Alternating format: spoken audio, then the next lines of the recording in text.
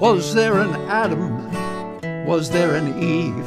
Or did we evolve from what we conceived? Either way, we got what we need. Hey everybody, this is Harvey Sluggo Wasserman back for the 56th, count on 56, Grassroots Emergency Election Protection Coalition Zoom call, the GREEP Zoom call. We deal with issues having to deal with elections in this country, and we are focused. We are going straight through to 2014, and we have a ton to talk about today about Supreme Court decisions, what's happening in Texas. I am told that the Democrats in the legislature in Texas have chartered 2 airplanes so they can get out of the state and not allow the anti-voting legislation to pass the Texas legislature. So anybody in Texas who knows about that, I'd like to hear about it. We're going to talk about the Supreme Court decisions upholding the stripping of voter rights in Arizona. We're going to talk about Indigenous voting. We're going to talk about ranked choice voting in New York. I believe, and Howie Hawkins of the Green Party, you can correct me, this is the biggest election yet conducted in this country with ranked choice voting. It's a big deal, and we want to know how it worked. We have the great Charles Mooreland with us to talk about DC Statehood, green jobs and justice, and the big events that are coming up in Washington, D.C. at the end of August. Ray McClendon, I hope, will join us with Gloria Tinubu to talk about the Georgia Miracle Project. We, of course, want to deal with the H.R. 1 and H.R. 4, the For the People Act and the John Lewis Act. We also want to look a little deeper into the January 6th fascist assault, which is really continuing to be with us, and a ton to talk about. Jan Goodman, have you joined us, Jan Goodman? Okay, I'm going to start off, and I hope Jan will join us. One of the issues that we have dealt with briefly in the past, hi, Alyssa Matras in Chicago. Good to see you. Hetty Tripp, good to see you. Is one of the things we've dealt with is the Pacifica Radio Network. Now, this is not a national per se election issue, but as we have discussed briefly, and I'm only going to give 10 minutes to this because there will be an upcoming Zoom that Jan Goodman will announce to go into deeper detail. But for specifically, the Pacifica Radio Network was established in 1947. It has 5 major stations, one each in New York, Washington, Houston, Los Angeles, and San Francisco, plus 200 affiliates. And it was meant to be a national network of grassroots progressive politics. And it has been in a difficult, a downward decline in the last 20 years, but a major referendum has just happened. The results just came in this morning. The campaign involved many, many people, but was choreographed by Jan Goodman, who I hope will be joining us. And the vote to reestablish a new set of bylaws at Pacifica so that it can actually function has passed by about 6,400 to 5,400, something like that. And so at this point in time, we are very optimistic about finally getting the Pacifica Radio Network with the strongest signal west of the Mississippi, actually, at KPFK in LA, to be a workable piece of a national radio network. And Jan Goodman, who coordinated the campaign to revise the bylaws, will be joining us. And she will give us a link to where we can go for an upcoming Zoom call to discuss the new direction, the new day for the Pacifica Radio Network. I can't quite convey how important this is in a brief call like this, but we have been without a radical radio network in this country on the left for way too long. And as I said, Pacifica has 5 major cities and 200 affiliates. And what I'm going to do is post at some point a list of the affiliates, because every one of you almost certainly lives in a town with a Pacifica affiliate. And what we want to do for our election protection movement is start to use this network with these radio stations and with social media and so much else to be able to really build a popular constituency. God knows we need it on these election protection issues. So Jan has not yet joined us. When she does, I'll call on her and we'll give you the Zoom call link for an upcoming talk, a meeting really on how to best use what we hope will be a liberated Pacifica News Network. Okay, is that all clear? I should be a lawyer. I don't think so. I'm married to a lawyer. One lawyer in the family is good enough, but I appreciate the compliment. So we have 64 people on the call. Dorothy Reich, I know you've been a big supporter of the movement to reclaim Pacifica. Also, Nancy Naparco with Will Ryan comfortably ensconced in the back there. So this has been a huge campaign. People have worked really, really hard. I published 3 articles about it. I'll publish the next one, another one soon enough, and we'll move ahead with this. Okay? Does anybody, oh, Jan, are you with us? There's Jan Goodman. So I know it's a little obscure to a lot of you, but we need to give Jan Goodman a tremendous round of applause to have won a campaign like this with a popular vote.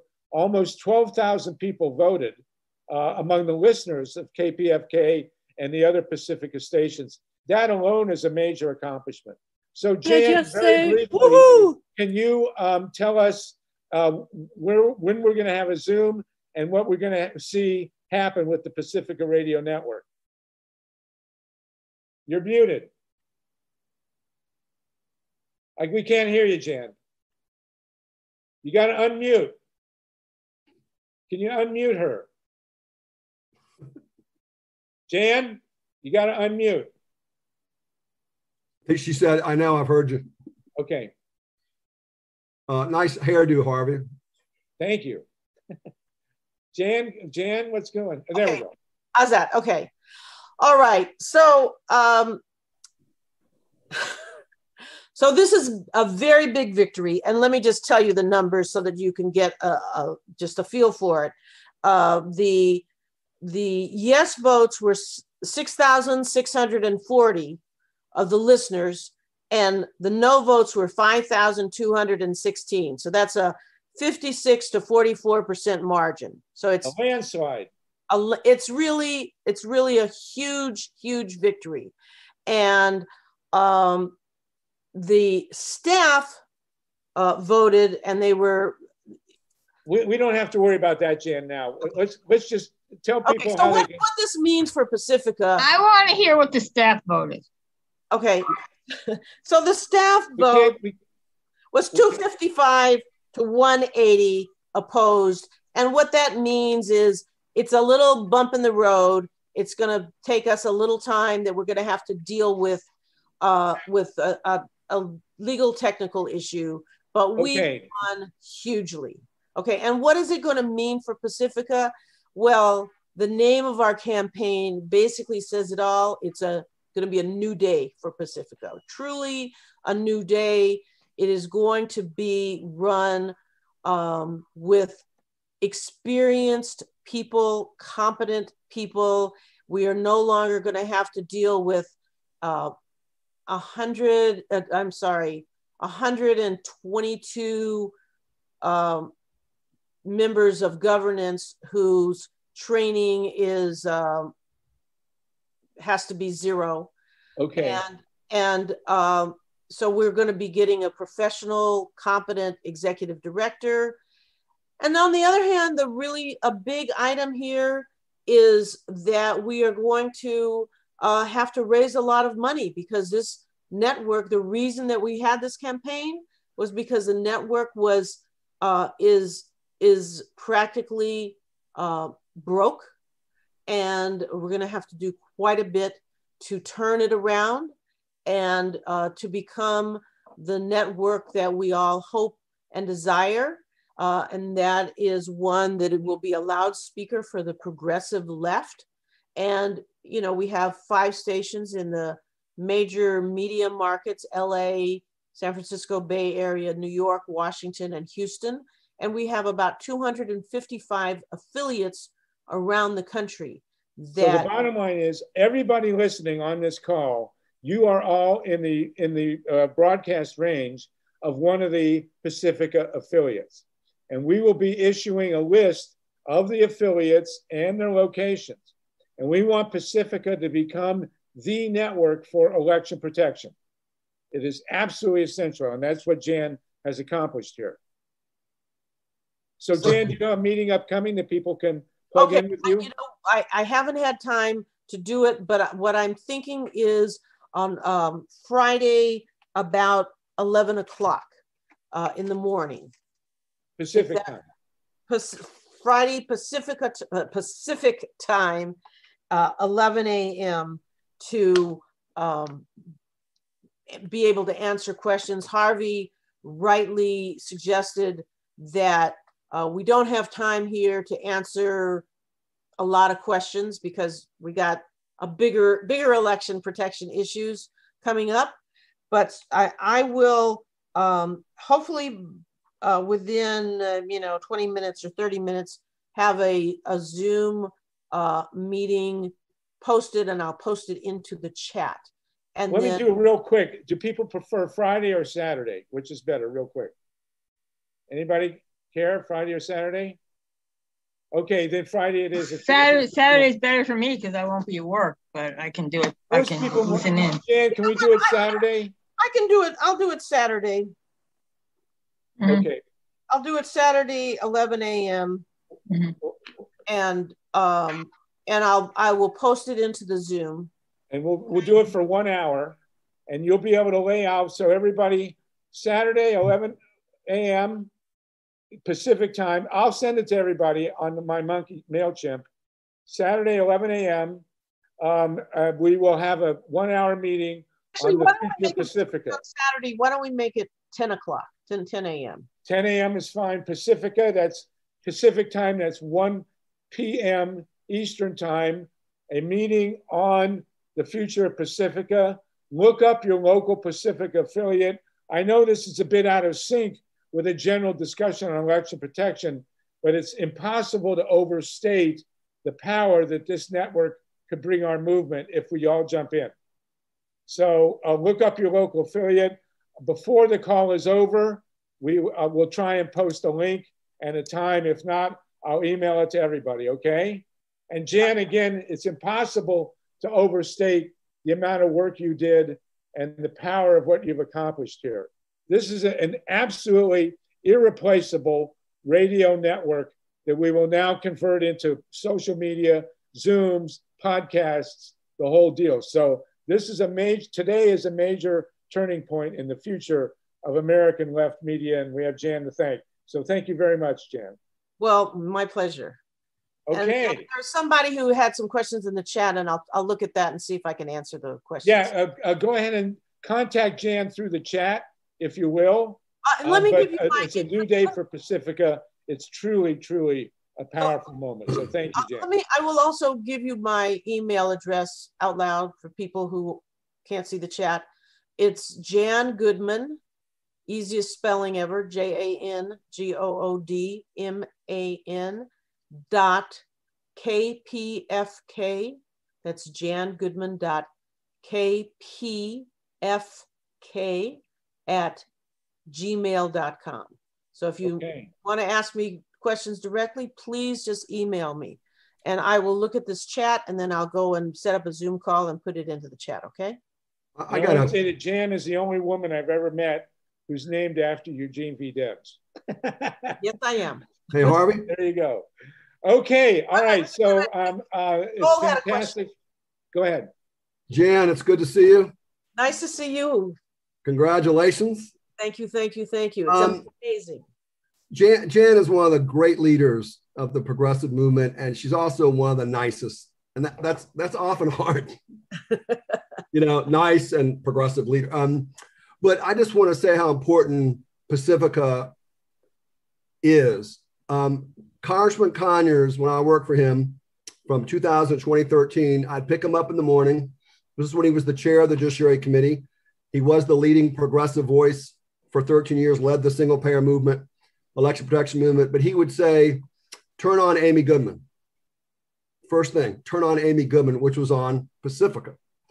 And Conyers did legislation based on Amy Goodman. He did legislation in the Judiciary Committee based on Amy Goodman. When I started with the universal healthcare movement, some crazy dude from Charlotte, North Carolina, who was angry, uninsured, I went to Pacifica and they gave me airtime whenever I wanted it. And Pacifica, in my opinion, is critically important, not only for the progressive movement, but to save our planet from climate change. And I pledged, you know, if you want members of Congress, celebrities, dignitaries, I would really like to help. I want to close by saying that there really are great progressive leaders and nobody knows who they are. Because if they're not on MSNBC or CNN, they're not quote unquote important. But your real leaders are people who are like on this Zoom call once a week. But we can help with also grassroots leadership. But, you know, congratulations, Jan.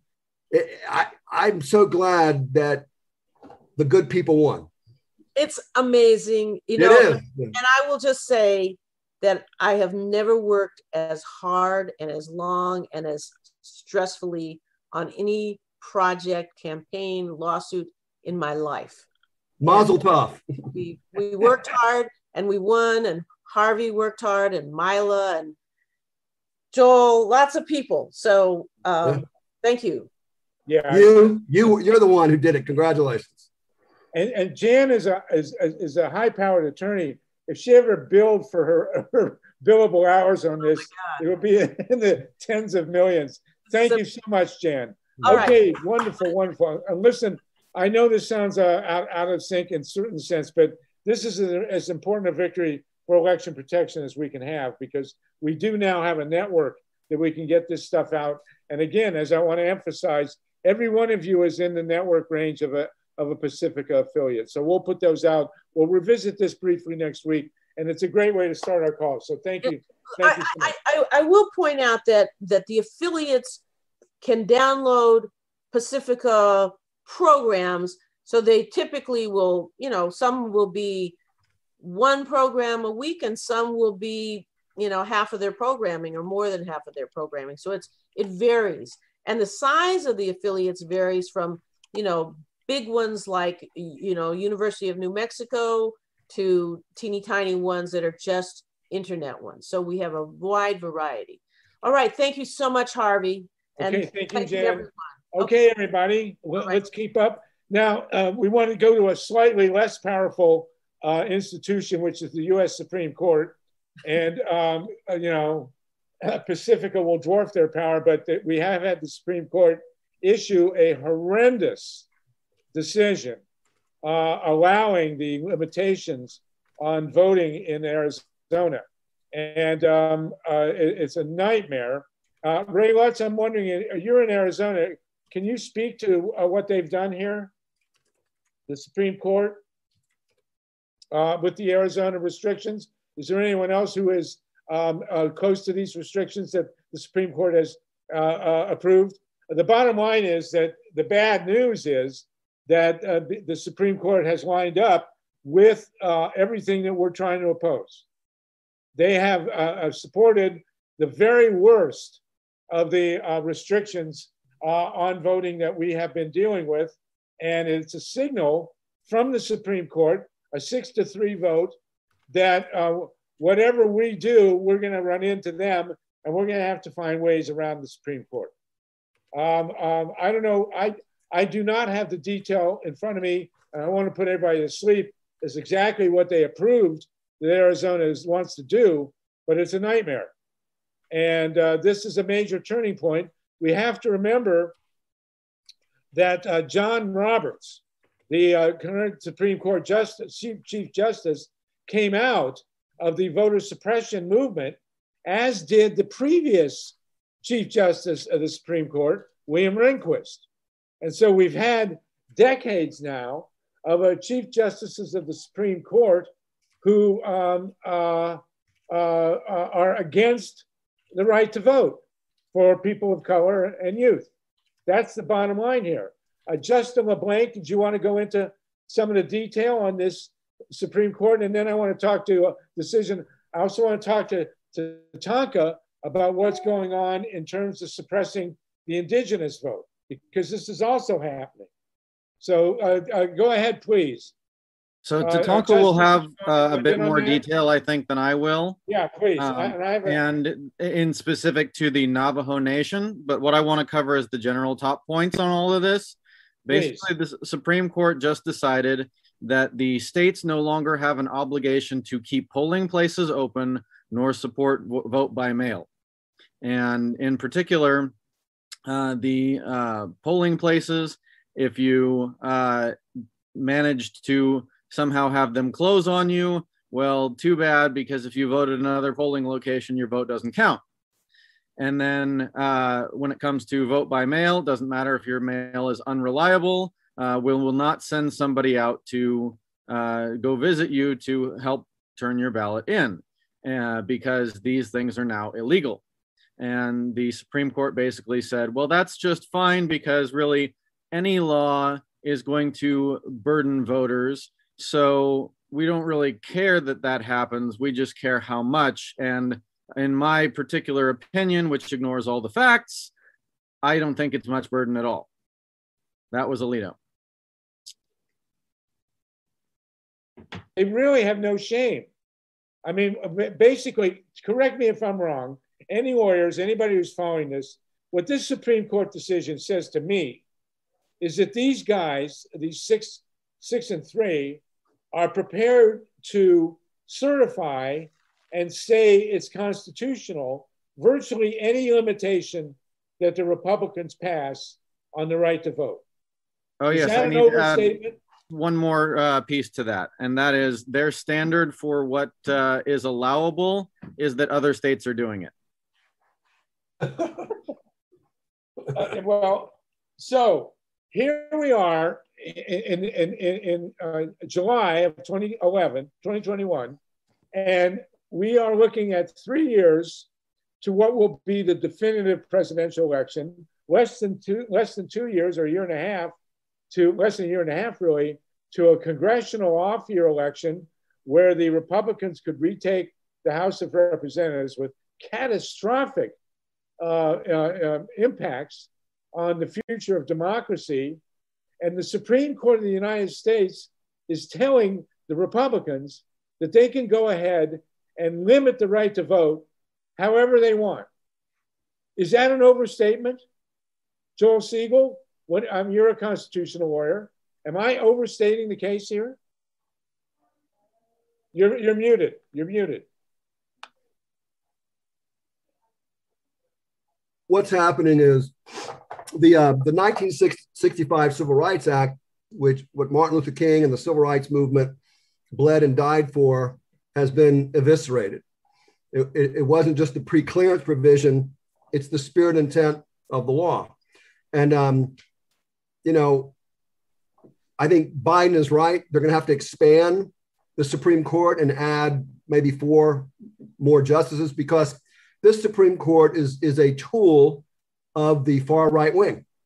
In other words, their decision was, we know voter suppression is going on. We know it adversely impacts minorities and people of color, but that's just too bad.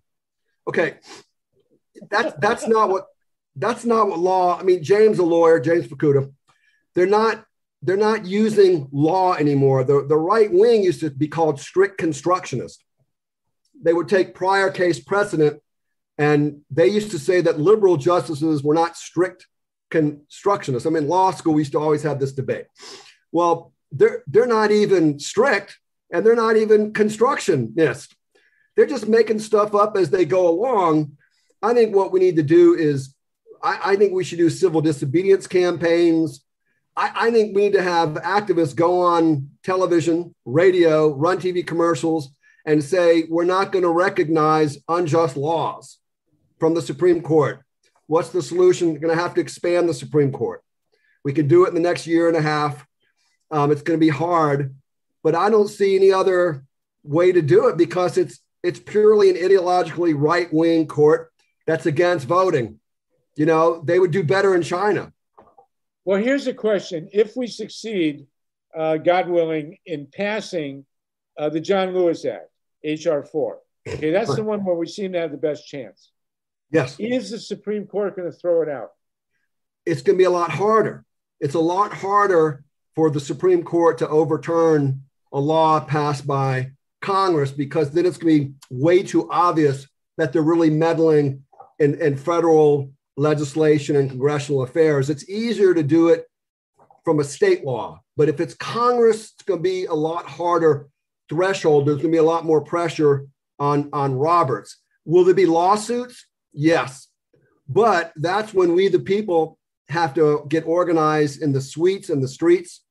And what I see happening is sort of people are doing tweeting, which is cool, and their Facebook posts. That's cool too.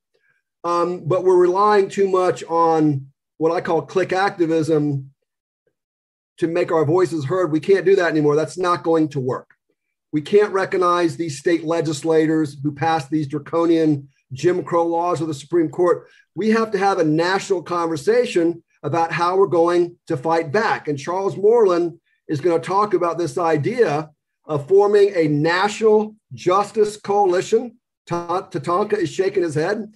We need new leaders, new tactics, new strategies. I'll close by saying, if you're a basketball coach and you've lost 10 games in a row, you got to get some new players and run some new plays. The old play of a fragmented progressive movement, we're going to get us in the same problem. That's, we don't have enough power. CPAC had their crazy convention. Have we had ours? Has there been a progressive?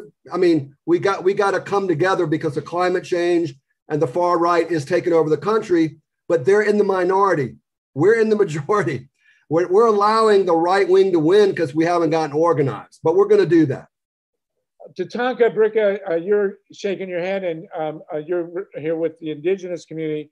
Can you tell us two things? First of all, about the impacts, what's happening with the voting rights of the Indigenous community, and then what you think we need to do vis-a-vis what Joel's just said. Okay, well, first of all, for everybody to understand, in the last election, this was really the first time that Indigenous people made a significant difference in the voting process. The goal of Lakota People's Law Project, which is out of the Romero Institute with Danny Sheehan. Danny was the attorney of record for Chase Iron Eyes and all those folks, Madonna Thunderhawk, Phyllis Young, those with the largest felony records, the ones that Energy Transfer Partners said were the leaders of that movement. It was a much broader leadership, but they're the ones that took the hit. The LPLP goal for 2021-22 is to build on what happened and to continue to make a significant difference in states. 35 to 40 organizers were trained up on get out the vote in the last presidential election, and then worked on the Georgia presidential election. Communications went out to 250,000 Indigenous voters. There was a lot of personal contact in 4 key states, in Arizona, North Carolina, Florida, and Wisconsin. The goal is to, and we do know, I mean, the New York Times wrote an article about the Indigenous vote being the difference in Arizona. They were going to build on this, okay? They're in the early stages of doing that. It's really tricky in each state. We overcame the laws against not having a physical address in North Dakota. They couldn't get away with that. Each state with the Indigenous community is particularly unique. And so the relational organizing voting that we talk about here is what's key. So that's going to be an ongoing part. I'm also working with Charles on this DC campaign and on the potential boycott. This is the time. I mean, it's all very, very clear. Donald Trump himself said, quote, if we let all Democrats vote, no Republican would ever win another election. And the racism is entirely clear. And as Joel said, it's up to us. This is our organizing opportunity of a lifetime. We need to create a vibrant, meaningful, grassroots up coalition, a real coalition where all people of color come together with people not of color or of our color, most of my color, And we need to be that force that we've talked about our entire lives. This is the moment. And it can't wait to 2024. It's all going to be decided, in the next 18 months. So DC statehood, this march on Washington is so important. And DC statehood, green jobs and justice is so important. The meeting on Monday afterwards with the leaders after the weekend, Monday the 30th. So awards Friday the 27th, the march the 28th, the prayer breakfast the 29th. The leadership is going to get together and say, this isn't the end. This is the beginning. We have to build the most vibrant, important coalition for voting rights that we've ever seen. It's all in our face. And so it's up to us to do it. We do have the power to do it. I totally believe that, even with everything stacked against us. It will take all the nonviolent tools on our disposal, including what Joel talked about. And we're going to need probably everything, nonviolent civil disobedience, the entire thing. So we're excited about it. We're up for it. This is, the work of our lifetimes on the line. Absolutely. Can you tell us the detail of what they're doing? I don't remember if this was in front of the Supreme Court or not, about post boxes and all the other, and the people carrying the votes to the polls, the detail of what they're doing to prevent the Indigenous from voting. Where are you talking about? In which state? There are state laws now, and I think was there a federal decision on the requirement for a street address and the ban on people delivering votes? Yeah, we're just going to have to take it one at a time, and I'll be reporting to you as we go along. There's several campaigns going on right now, in addition to what's going on in Minnesota, the follow-up of what's been going on. I know I brought Chase into the DC thing, so Chase is now responsible for following up with the work he did with the DC tribes with Leonard Peltier. So we'll follow that as we go along. I can't tell you any more about that right now, okay. Harvey. Okay, so the detail on the Indigenous, one of the many ways they're trying to prevent the Indigenous from voting on a state-by-state basis is that they're requiring a street address. And of course, many Indigenous don't have street addresses. They're banning the ability to hire people to take your votes to the polls, which of course they don't bother to set up precincts on the reservations where people live, and whatever else they can do to go at the Indigenous vote, they're doing it. Which on the flip side, go ahead. I will say that it was very effective in the Get Out the Vote to have the call come from Standing Rock. There were over 300 tribes involved in Standing Rock physically.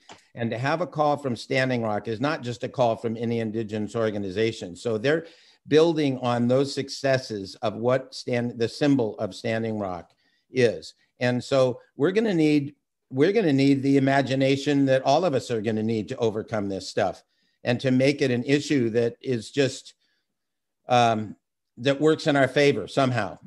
We just have to do it. And if we have limitations legally, we're going to have to do it with direct action organizing. Well, and you mentioned Standing Rock. Standing Rock was, of course, one of the great battles on the pipeline and on saving the earth. There was also a great networking opportunity. And I think the next major networking opportunity like that, where people will be face to face, will be in DC at the end of August. Howie, I know you're waiting on the ranked choice voting, but let's go, if we can, to Charles Mooreland, and let's run through the basics of this event that's upcoming. We have 75 people on the line now, but we will have a series of events, August 27th, 28th, 29th. Charles Mooreland is a principal organizer, the first elected representative from DC to the US Congress. Charles, are you with us? Can you give us a rundown of what's going to happen at the end of August? Yes, Harvey. And it's great to have you with us. Thank you so much. It's good to be with you. Harvey, I'm going to be very brief, but I'm happy to report that we added the National Action Network on our permit. And we are now in hard negotiations with them. And that's tough. I tell you, I have to get back right now to a negotiating session. I just wanted to come in and just let everybody know that we're right where we want to be. Of course, we have to convince the National Action Network to go along with our 3-issue coalition. DC Statehood, Green Jobs, and Justice, of course, they have certainly their commitment to justice. So we're engaged in really hard negotiations with them right now. That's about as much as I can tell you. But we're looking forward to being right in the midst of what's happening on the 28th. We believe that Washington, D.C. is going to be the epicenter on that day of organizing for justice. We're going to follow that weekend up with, as Joel indicated, with a national justice roundtable where we're going to try to form a united front that involves people who are struggling and committed to, of course, DC Statehood, green jobs and all green issues to save the earth. And we're going to organize all these various justice movements. So we expect it to be not just a great day on the 28th, but a great weekend. And we're going to cap it by organizing the people from the ground up. So having said that, unfortunately, I'm going to have to leave. As I said, I was just waiting to give you all what I consider to be good news, more so potentially good news, because we have the National Action Network on the agenda. I'm sorry, on the permit application. We're now trying to get them to adopt and accept our agenda. All right. So here's Charles. I understand, and we'll understand if you got to leave. Here's the basic agenda, as I understand it, for the 4-day weekend of August 27th, 28th, 29th, and 30th. On August 27th, you will be convening an awards banquet somewhere in DC. I think there's a new McDonald's that just opened up. We could use that maybe, but at any rate, we will, and that you are in charge of that, and we will probably want to give an award to the winner of the NBA Finals and other important events.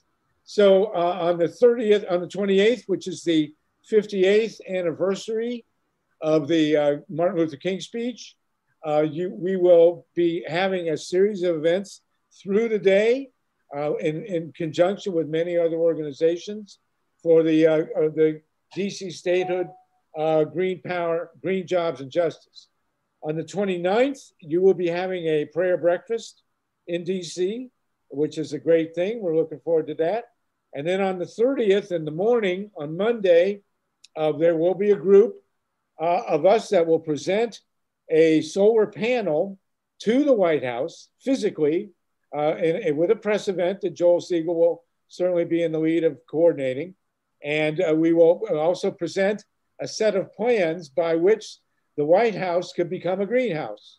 We want it to become the first official residence of a head of state in the world to be 100% self-sufficient, renewable. And then we will adjourn from there after we give Mr. Biden his new solar panel, although we're looking for the one that Jimmy Carter had. We're still trying to find that one.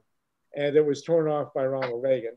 And then we will adjourn to a museum on the Northwest side for a day-long or rest of the day-long roundtable, probably starting around 1 o'clock with pizza and go through the day and do the kind of networking that was done at the pipeline fight, the Dakota pipeline fight at Standing Rock. So that roundtable will be the new Standing Rock, and we will have everybody there from all these movements to chat, including the Pacifica Radio Network, to chart a goal a direction forward. Is that a reasonable overview of what's going to happen, Charles? What I miss? You got it. You nailed it. That's absolutely accurate. In fact, I'm looking forward as much as anything else to that Make the White House the Greenhouse event that we're having on Monday. So you hit all the events, Harvey. As I said, I wish I could give a little bit more detail, but we'll do that at a later time. We will, Charles, indeed. And Joel Segal, go on, please. Just very briefly, Charles, you've been organizing this heroically on your back, but I have great news to tell you. There are so many national organizations who are going to be at the roundtable. I have to keep them confidential for now. In the chat, someone said we can't just be in DC, we need to be in states across the country. I totally agree, but we don't have that unity and we don't have that infrastructure yet. That's why we have to meet in DC, because I don't know where else we're going to meet, but we got to start there. Because many of the organizations who are going to be at the roundtable have constituencies in the other states. There has not been an agreement yet to work together, and that's what we're going to do. It is going to happen, Charles. We haven't even met, and it's people are already in agreement. I think Tatanka is key to this. Tatanka, I hope you're going to be in DC. We need you there, man. Yeah. You know, everybody on the call, you know, you folks, there's 74 people on the call. And remember the dates. Amtrak does go to DC. They do have a number of airports. And we're looking forward to everybody coming for this 4-day weekend. Harvey, Joel just referenced a very important element that I did not mention, is that we're going to have a virtual march also. We're also already engaged in organizing supporters in every state. The National Action Network is planning to have, for their event, they're going to have marches in major cities, but we're going to organize something in every state. So we'll have the virtual march, and we're also going to have something in every state. We should have a march at every state capital. This has the potential to be one of the largest progressive events in history. All the ingredients are there, as Joel said, and people are coming together. If you've ever run for office, and I know many of you have, you know you're going to win when people really start calling you. So that's one of the reasons why we have been working over the last week, almost around the clock, trying to, make sure that everybody who wants to join there's a way in which they can fit. Tatanka has introduced us to some Native American leaders already, and we've had a couple of meetings. So we're going to have not just a diverse group, but it's going to be truly a diverse group. So we're going to have the leaders of Native American organizations and Asian organizations, Hispanics, African Americans, and even white people who are disadvantaged, who are oftentimes in these discussions left out. I point out all the time that one of the missing ingredients here is individuals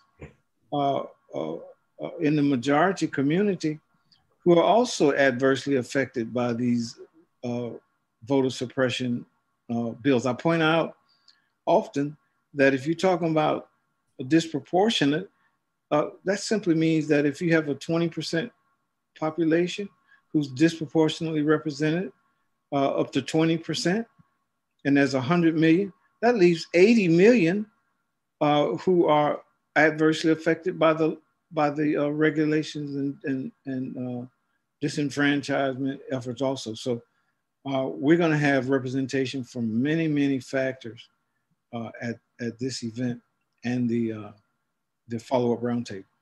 I just want to follow that up by saying the meeting of Chase Iron Eyes with Charles was just a delight. I mean, Chase started talking about having the drum at the beginning, and Charles said, "You're talking to an African." And we had the image of native drumming, African drumming to start it off. And then Chase is talking to the Lakota leadership. He said his daughter will be there, who is the leader of all the young people. So the word is going out in the Native community. And Chase had just come off meeting with all the local tribes in DC around Leonard Peltier. He's getting back to them. So that was a really great first start. And my friend who organized Drew Glover, who organized the last 56 Selma Bridge crossing, is involved as well, as Charles said, and he's taken on some responsibility.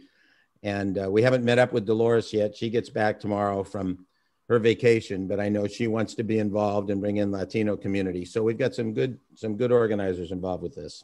Yes, my good friend Hetty Tripp up in St. Cloud, you are involved with a truly great network of diverse and women's groups. Can you maybe tell us about that and how we might be able to plug in with you?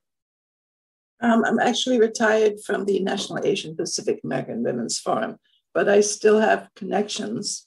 So I'll send them some stuff. Tatanka, you were saying something about Minnesota.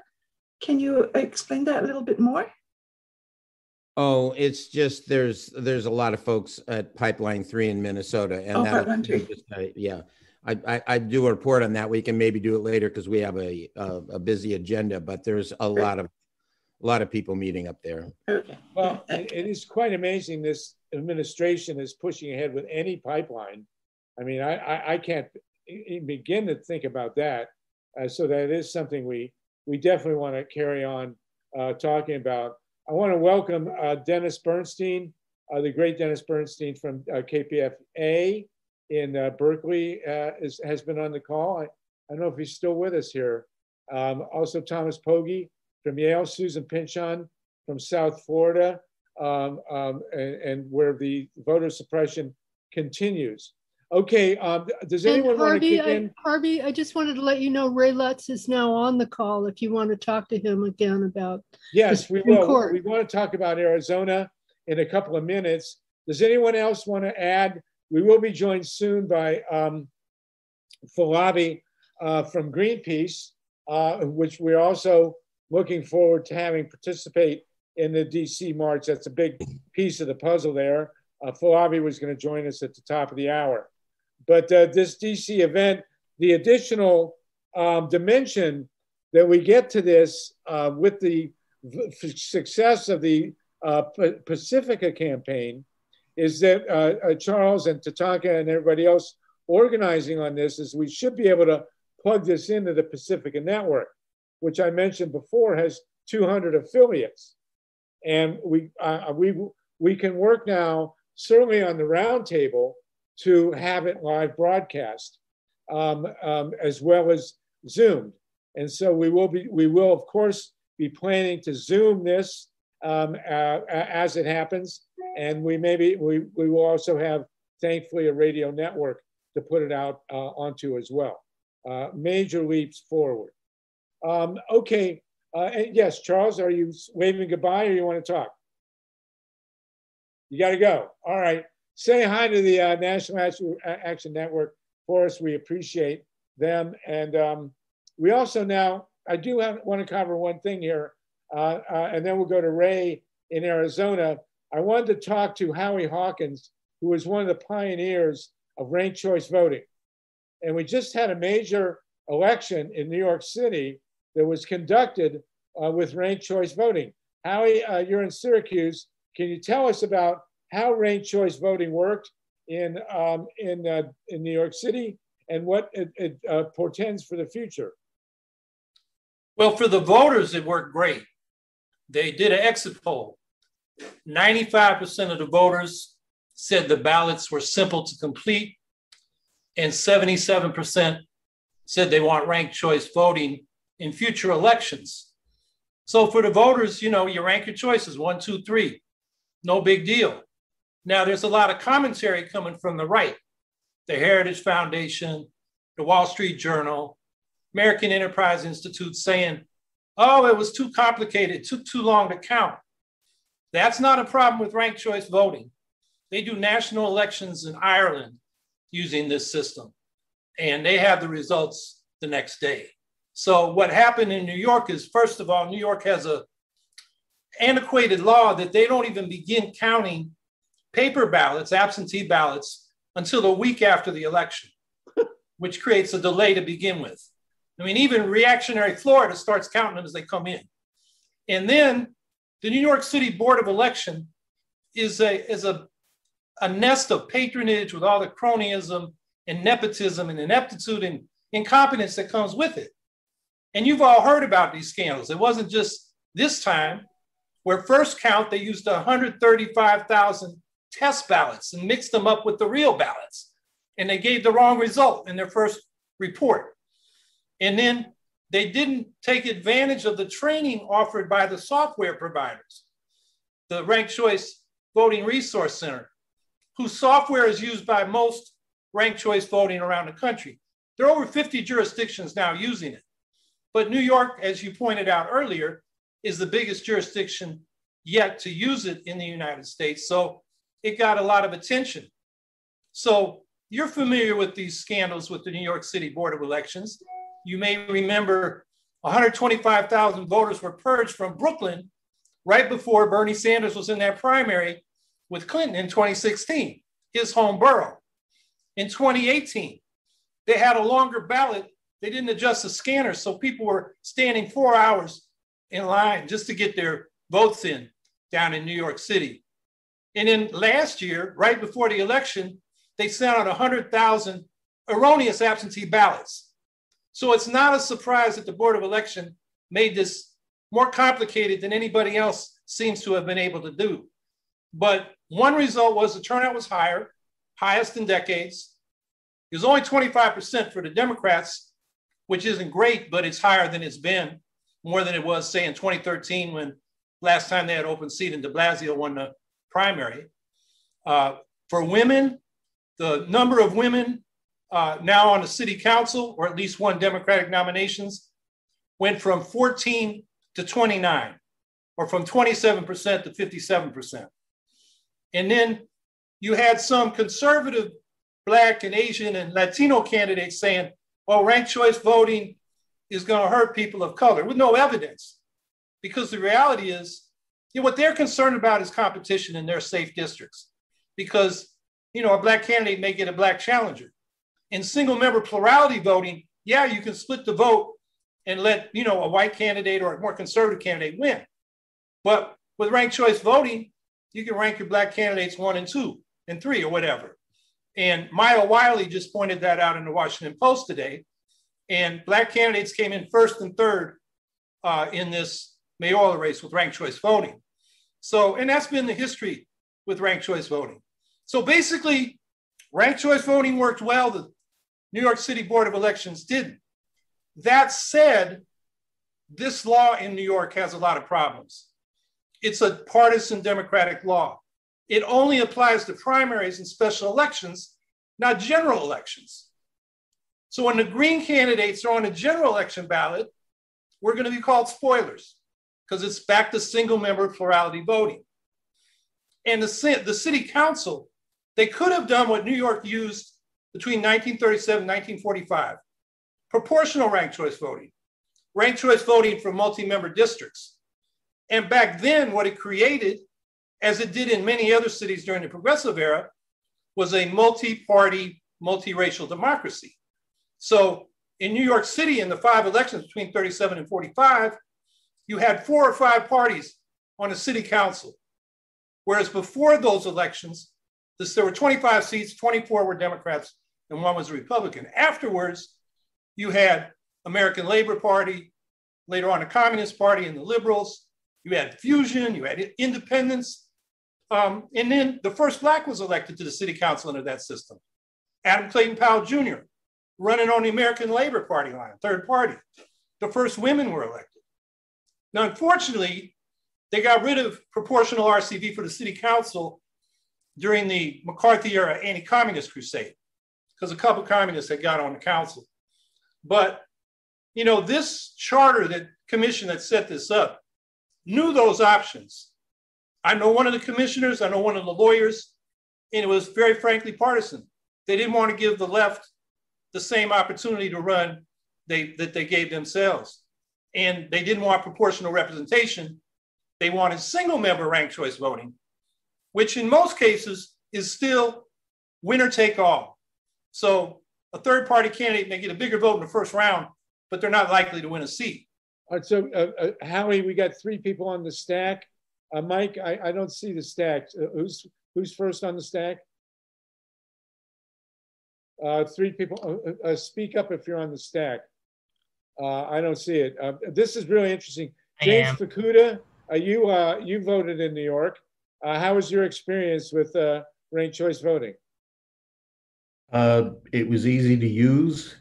It was just nerve-wracking because we had to wait more than a couple of days to find out if our candidates won. But that didn't have anything to do with ranked choice voting. That wasn't ranked choice voting's fault, as Howie said. That was all about the Board of Elections. So it seems to me that in the future, ranked choice voting could help us get through this ridiculous debate we have every 4 years about the Green Party versus the Democratic Party. If you want to vote green, you vote green, and then you vote Democrat, or vice versa. It really diffuses it, right? Did you have Green Party candidates on the ranked choice ballot this time in New York? No, we didn't have primaries. We nominated by a convention because they took our ballot line from us. That's another thing in New York. They tripled the qualifications to get on the ballot. So we're knocked off the ballot. We got to get 90,000 signatures in 6 weeks in 2022 to get a ballot line back. James? Yeah. So this was all Democrats then? This was Democratic primary, and there were, I forget how many now, but either 7 or 9 Democratic candidates. Running for 1 seat as mayor? Running for 1 seat as mayor, and then there were, it really increased the diversity on the Democratic side for city council seats. Okay. You know, so Howie said you have a lot of women who got in that if it was the old system, it would have stayed male. All right. Ruth is on the stack. Ruth, are you with us? Then Mary. Oh, I'm with you. I had my hand up for something else, but for right now, for Howie, that just is oppressive what you have to do, 90,000 votes in 6 weeks. It's ridiculous. Do you have any recourse at all? We got a lawsuit, but the judge isn't reading our briefs. He's a hack. We're not going to win that case. We're going to have to raise a couple $100,000 and knock ourselves out in 6 weeks and hopefully get enough signatures. Well, I hope so too. Okay. Harvey, I have my hand up for something else later. Okay. Okay, thanks. You come back to us. Okay, Mary, is this about ranked choice voting? Yes. And the Go ahead, Mary. Yeah, you guys hear me okay? Yes, you're good. All right. This is not a new issue, and my problem with the way that everybody's approaching it is everybody wants to write new legislation and new law and new acts or whatever to quelch what's going on with our rights as citizens for voting or otherwise. And nobody's looking at the big picture, and that is that we need to review any and every case law that has ever come in our courts, our federal courts, that takes away the rights of our citizens. And so many people don't even realize that that very first started, the reason why Monsanto gets to poison your land, your air, and your water, or any of these things go on, and the people's vote doesn't matter when they say they don't want this in their community, because we remember the fights with the farmers and everything, fighting to keep this kind of stuff from happening in the 80s and the 70s. What people don't realize is as early as 1793, John Quincy Adams argued a case in Georgia. And what he did is he closed the federal courts to you and I as citizens, no matter what our color or creed is or our religion. It closed the courts for us to be able to argue that a neighboring state or county is poisoning our community and for us to be able to seek restitution. And that same court case gave birth to the 11th Amendment and the Neutrality Act. So if we could find ways to argue case law and overturn these cases, we could slowly get back our rights as citizens and instill our ability to have the right to have a say in what our government is doing. Because over the times, starting with that first court case, it's been downhill rolling ball of manure that has been taking away our rights as citizens, and nobody's paying attention to we are. Case law. We're paying attention. Very good, Mary. Thank you for that. Jeffrey Bartow, real quick on ranked choice voting. Well, actually, it wasn't ranked choice voting. What I was going to say, it was actually what you said about something on Saturday. All right, hold on. No, we'll come back to you, Jeffrey. Okay. All right. There will be a link posted. There will be a meeting Saturday about Pacifica Radio. So watch the chat. Howie, so the bottom line here, thank you, Jeffrey. The bottom line here is that ranked choice voting worked. I mean, it worked. It is spreading across the country. There are campaigns in almost every state to institute it. We came out of the election in November with 5 new cities in the state of Alaska. Since then, we've got Burlington, Vermont, Austin, Texas, and 23 cities and towns in Utah, including Salt Lake City. So this is an idea whose time has come. And you're right, it eliminates the spoiler problem, which affects Greens versus Democrats, or more than one woman wanting to run for a city council seat in New York, or more than one Black candidate. And I think the key thing that people need to keep in mind is that when it comes to legislative bodies, we got to get away from single member districts and winner take all. We need multi-member districts to get proportional representation. So every political viewpoint gets its representation in legislative bodies. Okay, very good. Good enough. Let's take that with us. I want you to come back next week. We want to see if we can get maybe some boilerplate legislation for ranked choice voting that we spread around the country. And I would love to be able to rank choice vote. I think it makes a tremendous amount of sense. And it clearly there is a bill in Congress just reintroduced again in June. It's called the Fair Representation Act. All right, post it in the chat if you would. Two more on the stack re this topic, Harvey. You are, Mila? Yeah, and Justin. Okay, go ahead, Mila, please. And this is related to the mayoral race in New York City. And I was hoping Lulu would have been here because she brought on a wonderful candidate who pointed out that even though we had ranked choice voting in that contest, the contest was heavily, it was set up to heavily favor wealthy candidates so that the top contenders were all millionaires or multimillionaires. Eric Adams, who won, has a net worth of 10 million, whereas a really wonderful, fresh, upcoming, popular grassroots candidate like Paperboy Prince, who I was hoping we could pull onto the show, was not allowed to participate in most of the public events that allowed New York City voters to actually be acquainted with popular candidates who didn't have a lot of money and who didn't have a lot of supporters who were wealthy. So another tweak in that system, we need the ranked choice voting, but we also need to level the playing field so that popular grassroots candidates that don't have a lot of money or wealthy supporters can also be known by the voters. That's all. Howie, I just want to tell you one thing that, or Harvey, I'm just getting my people mixed up. Please, Ruth, go ahead. Lulu, just so you'll know, Lulu was trying to observe that. And in case people don't know, she was escorted out by police. I mean, she was really treated badly just trying to be an observer. So I just wanted to throw that in. Never ends. That's terrible. Sorry to hear it. Yeah, okay, they fought the Green Party to get a poll watching certificate, but we aren't able to do that anymore because we lost our ballot line. So we were trying to help Lulu, but couldn't this time.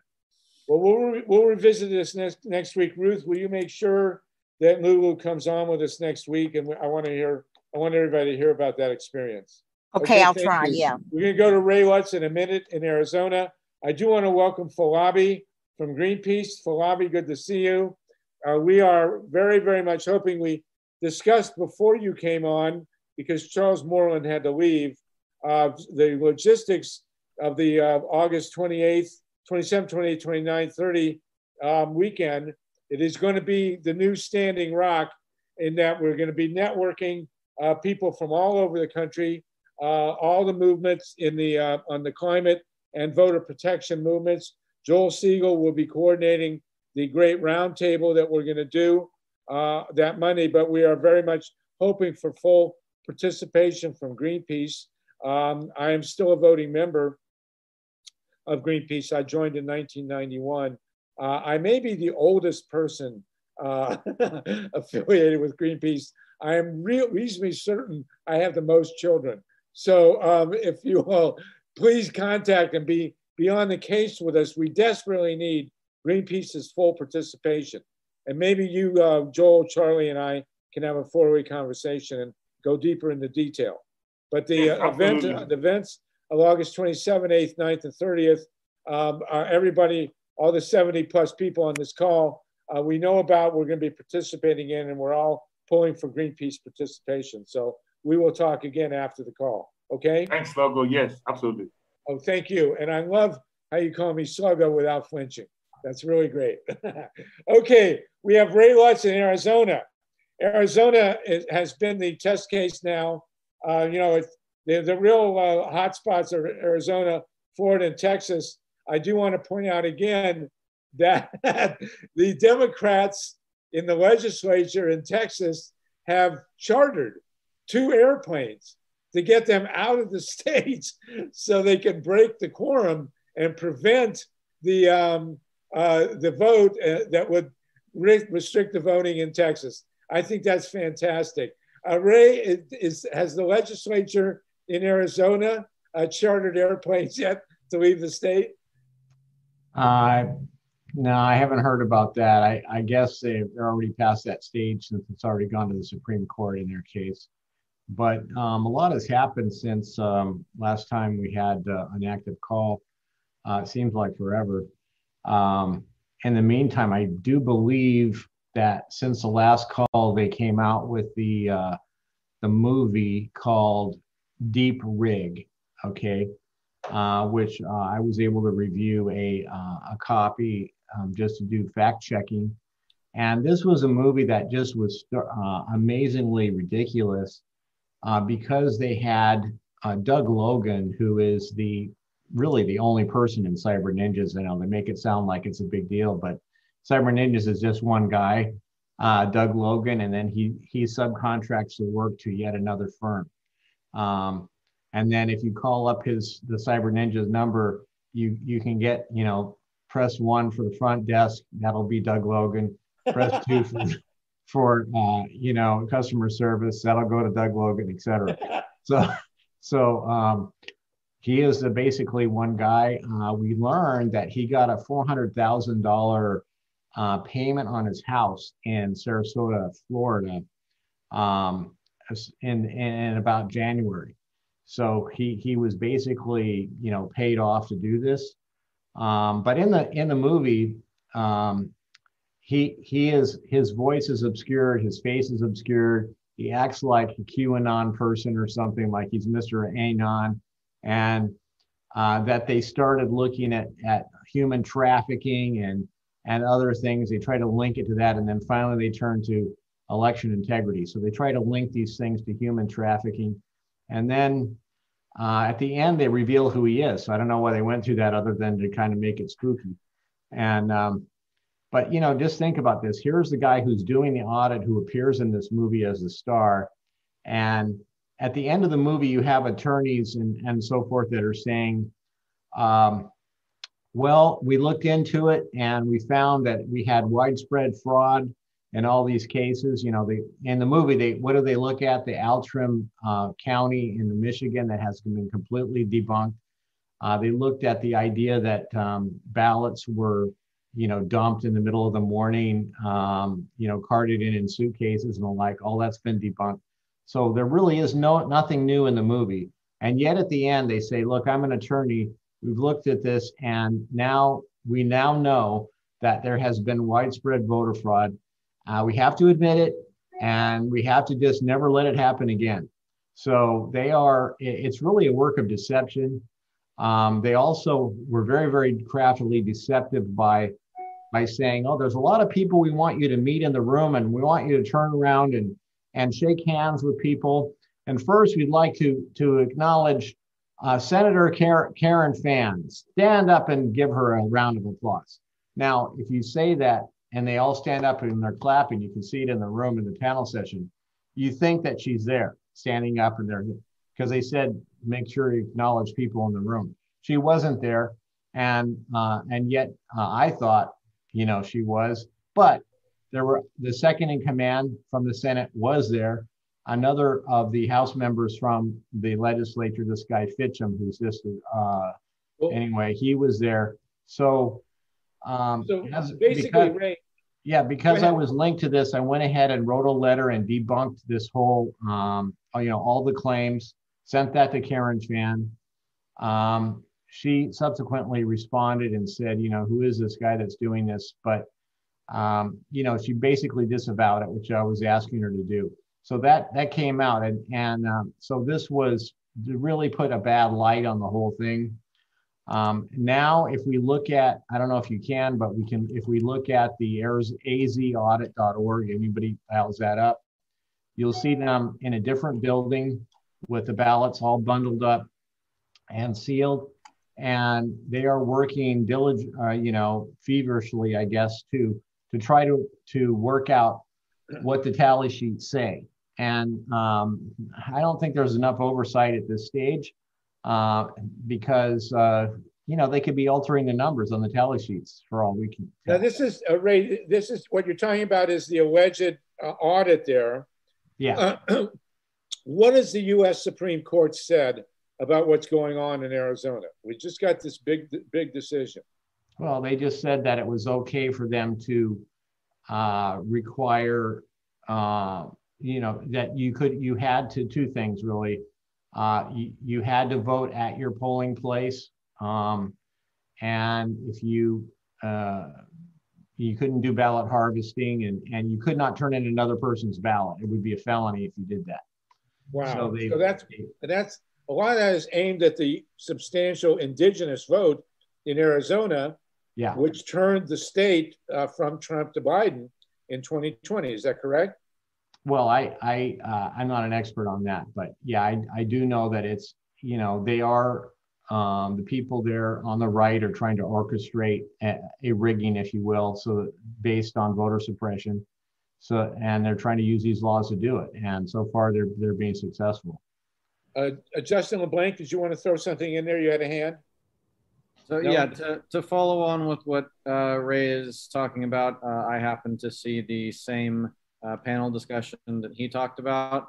And I'm basically convinced at this point that, and there was probably a lot of evidence there had we followed the chain, that all of this was a ploy to give time, buy momentum for those Supreme Court decisions to come out. And, between basically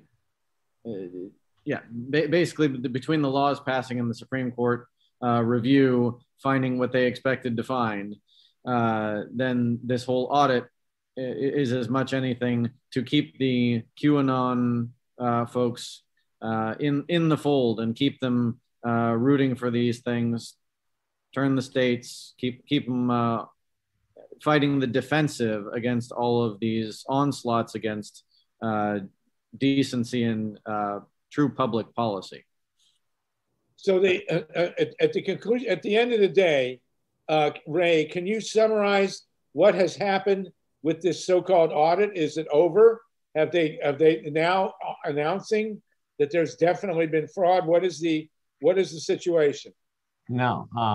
Well, the only thing that's announced anything was that movie which just came out, right as in synchronization. So right as they announced that they were finishing the actual hand counting of the ballots, the movie came out and they had its first showing in Maricopa County. So, there's all these things dovetailing to show it that they wanted to, and the guy doing the audit is the star of the movie, et cetera. So they wanted to make this movie kind of like the Bill Barr effect of coming out with something and saying something that wasn't true, but letting everybody grab onto that. So what the movie said was there's definitely fraud, even though they didn't talk about any at all that was definite. As I said, it was these things that have already been debunked. So at this point, they are still working in this second building, which is still on site at the same Coliseum area. But it's in a different building. They're not actually looking at ballots. They're looking at manila folders filled with what I think are sheets of are the tally sheets. And they brought in these tube counting machines. I've never seen these before, but you basically put paper into like a corner of a big stack of paper in the machine. And then it doesn't move the paper or anything. It just counts the pages, and it can put little like sticky notes in between each batch of numbers if you wanted to do that. So they I think are coming up with, it looks to me like they've got things screwed up. They don't know, like they didn't keep good track of things along the way. Normally, if you do an audit, okay, you want to keep track of things as you go, so that when you finally get done with that last batch, you put in the last number, then that's it. You don't have to go in and do the second round. So they're doing the second round, maybe just to try to conjure something up. It doesn't look like Doug Logan is there anymore. I told him to fire the guy because of what he did with this movie. I don't see him around. I see the other people that are in charge of it. I don't see him anymore. But that doesn't necessarily mean they followed my advice and they fired him. But they have not been further talking to me about a ballot image audit, even though it would be a smart thing to do. Okay. All right. So basically, it's been a fiasco. I read today that the state of Texas is now prosecuting 600 alleged cases of voter fraud, trying to make it the case that, it is a real event. So we're going to have to watch and see how that goes. But clearly in Arizona, they've kept this thing alive, and they're still doing what they're doing, and they've won at the Supreme Court now. So that's a very big deal. Yeah, I think Justin may have a good point that they're trying to draw this thing out and stretch it out so that they can continue to use it as a mechanism to do more voter suppression and the like. Wow. And that's not a speculation. That comes from the history of all of these lawyers that have been brought in from Sidney Powell Rudy Giuliani, Sidney Powell, and Lynn Wood. So Lynn Wood was actually one of the major fundraisers through the One America News Network for this Arizona audit. And not only that, he had Doug Logan and several other people working out of his house to find things that they could drum up to keep the momentum alive. Amazing. Okay, real quick now, we're almost out of time. We're down to 12 minutes left on the recording. I want to thank my listeners at Reader Supported News for sticking with us. And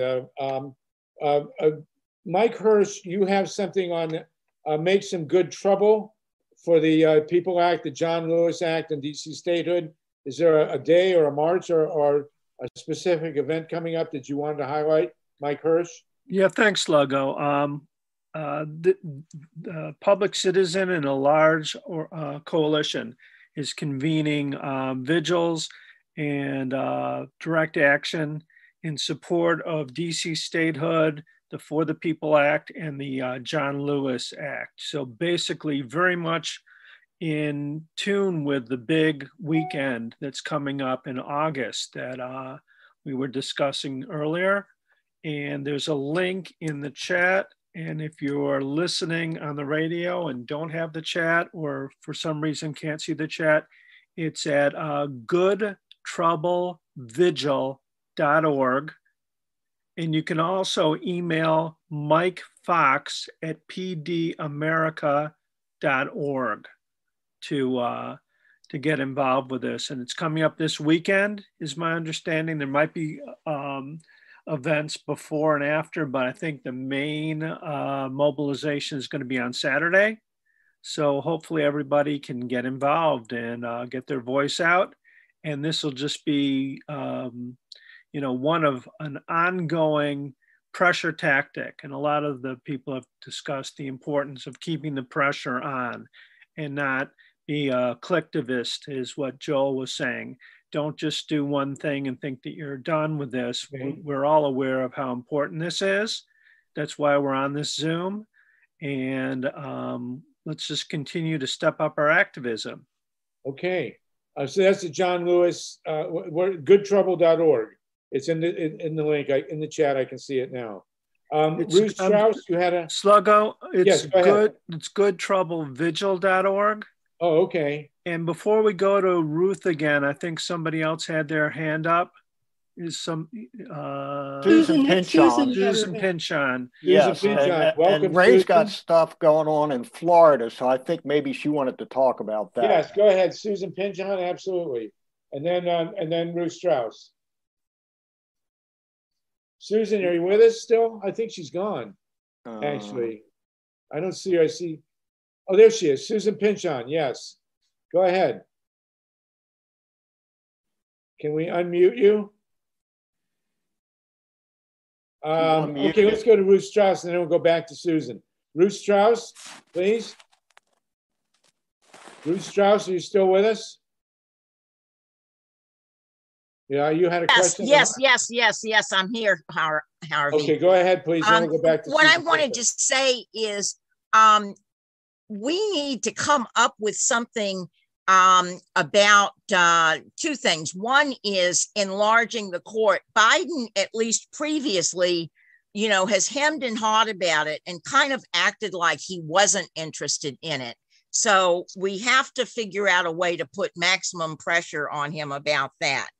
The second thing is that I heard this with Tom Hartman, and I want to check it out with you, that one way possibly to get around this whole business with the filibuster, and I don't know, I can't remember. I do remember when Mike Gravel read the Pentagon Papers into the congressional record. But anyway, that the prevailing party in Congress or in the Senate can change the rules. They can't get rid of the filibuster. They need 60 votes, but they only need a majority to change the rules such that they could require that if you want to filibuster, you have to be there in person. And then as soon as you stop filibustering, the vote can be held so that if your people aren't there, but the Democrats are, you may prevail. So you as a historian and political whiz kid, do you know anything about that? Well, I'll take the whiz. I don't know about the kid. And Falabi, I would like you to stay with us, please, until when we go into the non-recording part, so we can talk a little more about Greenpeace and the upcoming marches. My understanding is, yes, a majority of the party can change some rules without the filibuster, but they're not getting the majority because of Sinema and Manchin are not supporting getting rid of the filibuster.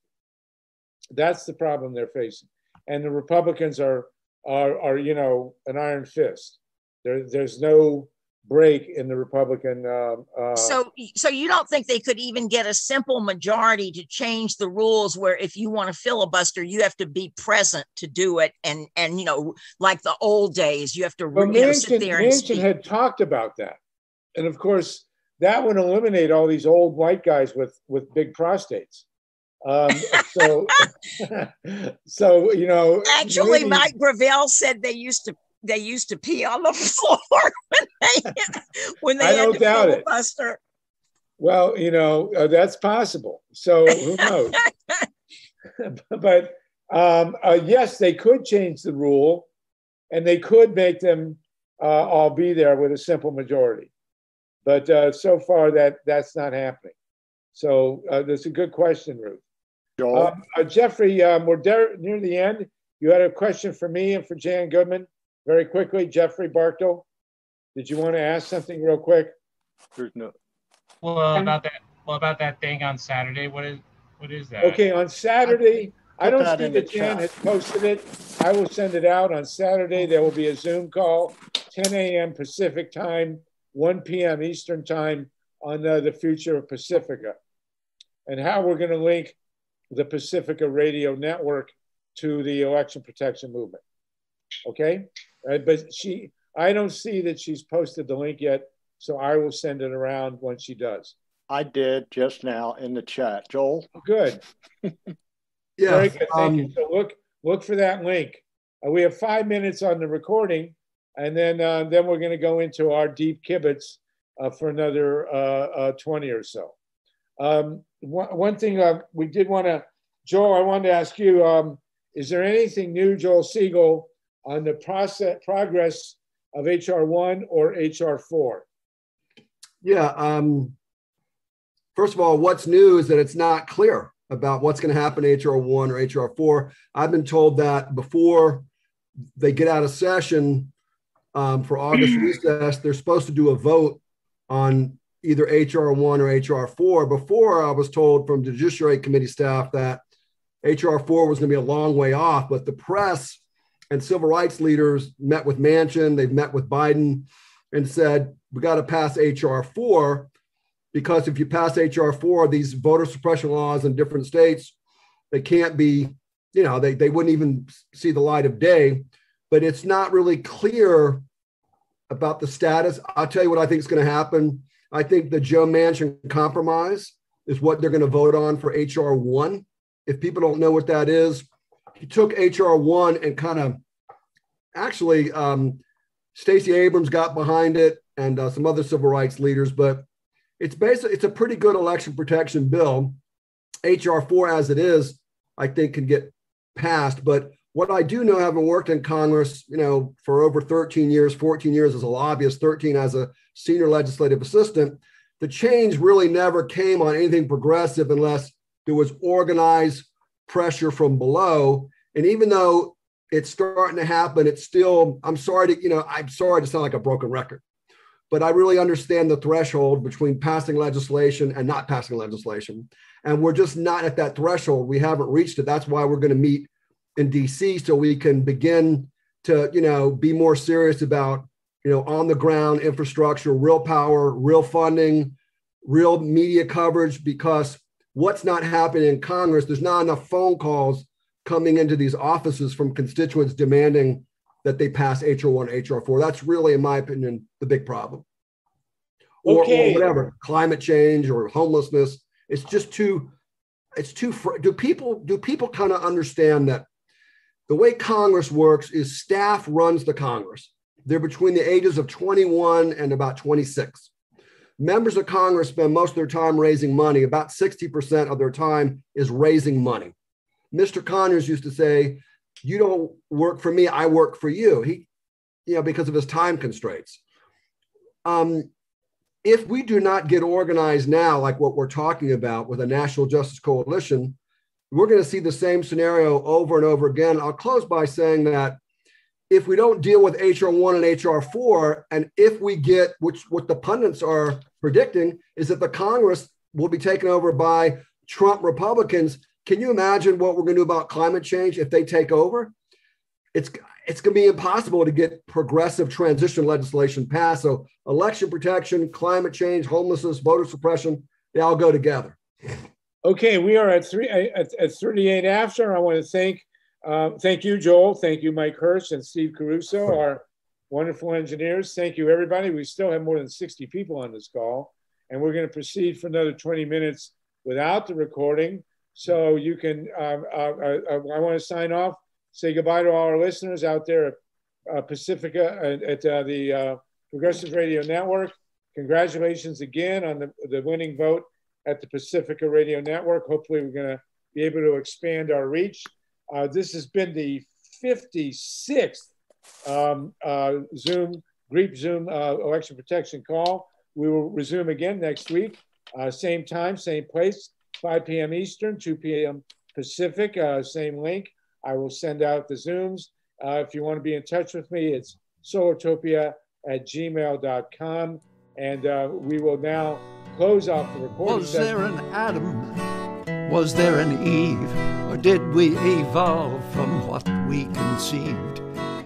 Either way, we got what we needed when the sun shone